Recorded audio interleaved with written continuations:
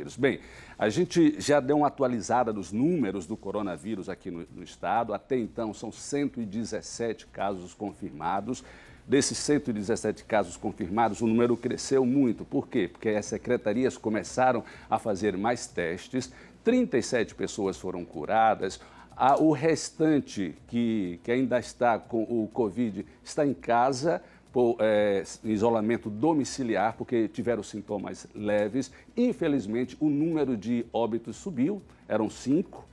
Até ontem subiu para 7, 2 pessoas morreram, uma senhora de 90 anos lá em Simão Dias, no centro-sul do estado, e um morador de rua aqui de Aracaju. Sobre esse caso do morador de rua aqui em Aracaju e os casos confirmados aqui na capital sergipana, vou abrir a janela da informação com Sara Medeiros. Boa tarde, Sara. Com você as informações sobre a morte inicialmente desse morador de rua. Boa tarde, Ricardo, novamente. Pois é, nós estamos aqui na Secretaria Municipal da Saúde justamente para falar sobre esse primeiro óbito confirmado de um morador de rua. A informação que a gente tem, Ricardo, é que esse homem, aparentemente com cerca de 30 anos de idade, porque ele chegou ao Nestor Piva, ele foi atendido no Nestor Piva sem nenhum tipo de identificação, ele veio a óbito no domingo. A gente vai trazer mais detalhes e traçar esse panorama agora com o secretário adjunto da Saúde do município de Aracaju, Carlos Noronha. Boa tarde, Carlos Noronha. O que vocês têm de informação com relação a esse óbito? Esse homem, ele chegou lá ao Nestor Piva, encaminhado por algum tipo de unidade móvel, SAMU, por exemplo, alguém levou? Como foi a recebida desse paciente? Boa tarde, Ricardo. Boa tarde a todos os telespectadores. Exatamente. Infelizmente, mais um óbito ocorrido aqui na cidade de Aracaju. Era um homem em situação de rua. Esse homem chegou trazido pelo SAMU em parada cardiorrespiratória, aproximadamente às 22 horas da noite, e foram realizados todos os procedimentos de reanimação cardiovascular desse paciente. Permaneceu em média por 6 horas ainda, houve um certo êxito na reanimação, porém ele não resistiu e veio a óbito em torno de 6 horas de atendimento no Hospital de Pequeno Porte Nestor Piva. Houve a testagem para o Covid-19 e nesta terça-feira saiu o resultado como testagem positiva para o Covid. Esse homem, ele já foi sepultado?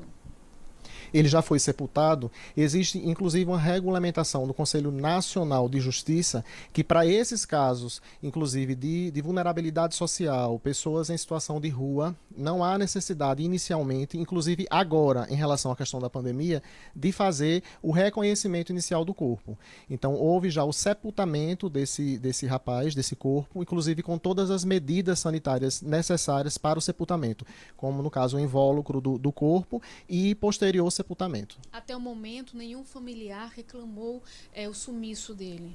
Por enquanto, nenhum familiar reclamou o sumiço desse usuário. Vale a pena salientar, e eu gostaria de deixar registrado que dentro da Secretaria Municipal de Saúde nós temos 2 serviços para esses usuários em situação de rua, que é o consultório na rua e o programa de redução de danos. Porém, em nenhum desses 2 serviços houve o registro desse usuário nessa categoria de atendimento. E ele tinha mais ou menos essa aparência mesmo de uma pessoa na faixa dos 30 anos de idade? Exatamente. E outro ponto importante também para esse grupo específico de pacientes é entender que podem existir outras comorbidades que possam acompanhar o agravamento do Covid, como, por exemplo, HIV, tuberculose. Ou seja, para esses pacientes em situação de rua, infelizmente, eles são pacientes de risco, né? Eles são pacientes que podem ter outras comorbidades que possam agravar o quadro do Covid. Secretário, provavelmente outros moradores de rua tiveram contato com esse homem. Como é que está sendo o monitoramento dessas pessoas? Existe já casos suspeitos entre outros moradores de rua? Nós temos 7 casos entre os moradores de rua, diagnosticados e categorizados no programa de consultório na rua, porém com síndromes gripais.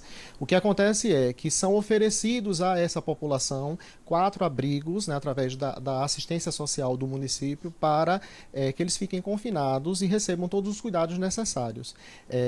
na verdade, são oferecidos, né? Não existe internamento compulsório para essa categoria de pacientes, mas existem sim aparelhos dentro da assistência social do município que garantem, no caso, um isolamento domiciliar, garantem que eles mantenham um afastamento em relação aos outros usuários de rua, assim como também os cuidados que são necessários. Mas o senhor tem essa informação, se há essa adesão por parte dos moradores, principalmente esses que já apresentaram sintomas gripais? Então, dentre esses 7, a gente não tem esse dado, inicialmente agora, oficial, porém, como eu falei, né, eles são oferecidos, na verdade, esses aparelhos, e cabe ao usuário aceitar ou não. Embora, hoje, através do isolamento domiciliar, e até no que vem vinculado pela mídia, eles estão aderindo, sim, ao processo do isolamento e dentro dessas unidades de abrigo. Secretário, muito obrigada pela entrevista, pelas informações. Ricardo? Muito obrigado, Sara Medeiros. Daqui a pouco a gente vai trazer, obrigado também ao secretário adjunto da Saúde de Aracaju pelas informações. A gente